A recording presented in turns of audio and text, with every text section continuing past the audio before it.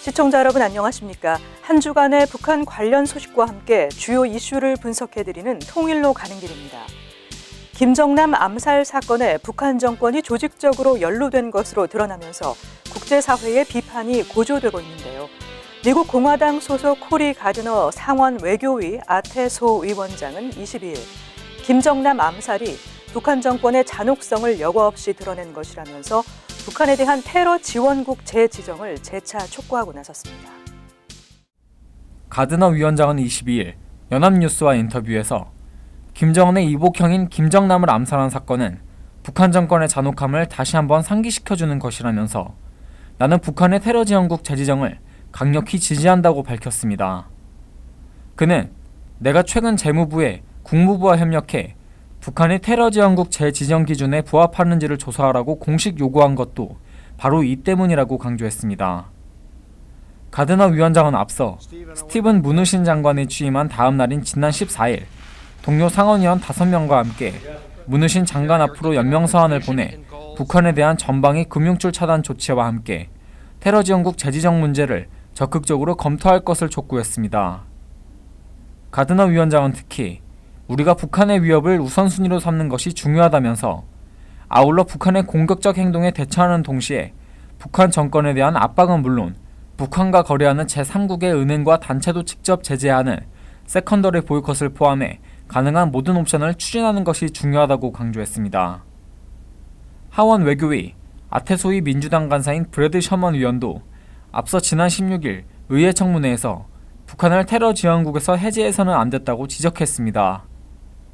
또한 공화당 소속 테드 포 하원 의원은 지난달 북한을 테러 지원국으로 재지정하는 법안을 공식 발의한 상태입니다.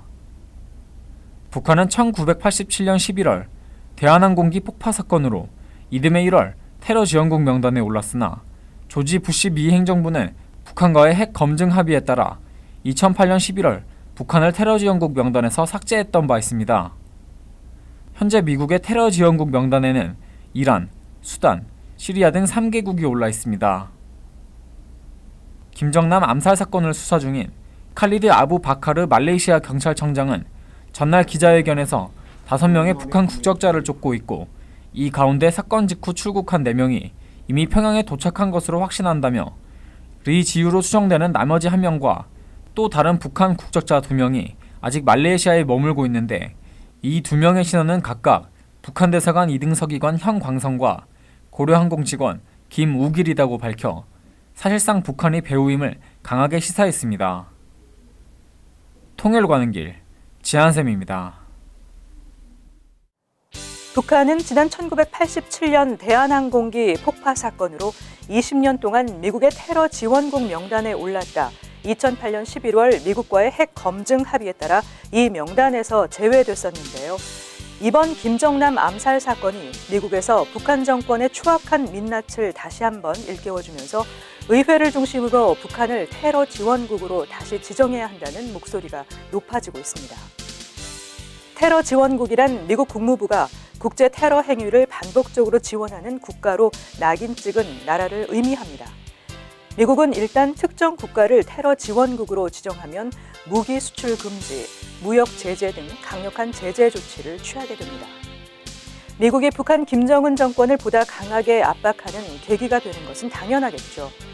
북한은 23일 김정남 암살 사건을 심장 쇼크에 따른 공화국 국민의 사망으로 지칭하면서 말레이시아 당국의 수사가 남조선 당국의 대본에 따른 음모 책동이라고 주장하는 등 오리발 내밀기에 여념이 없습니다.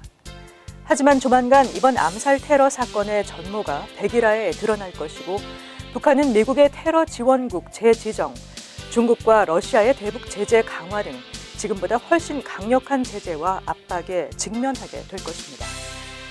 통일로 가는 길 오늘 순서를 마칩니다. 시청해주신 여러분 고맙습니다.